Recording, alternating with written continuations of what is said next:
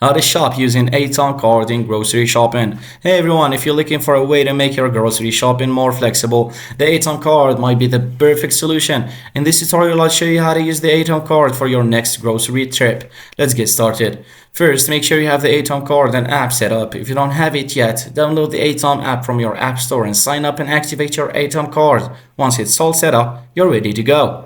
Atome is accepted at a variety of retailers, so check if your local grocery store supports it. Look for the Atome logo at the checkout or ask the cashier.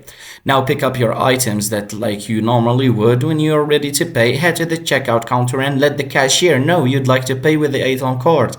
At the checkout, choose Atome as your payment method, and the cashier will either scan the Atome QR code or you'll be asked to insert the Atome card into the payment terminal. Atome allows you to split your payments into interest-free installments. You'll be prompted to choose how many installments you'd like to pay. For example, you can split your grocery bill into 3 or 6 payments. Once you've selected your installment plan, confirm your payment on the Atome app and you'll receive a confirmation and the payment will be processed. Now enjoy your groceries and manage payments on the Atome app. Thanks for watching.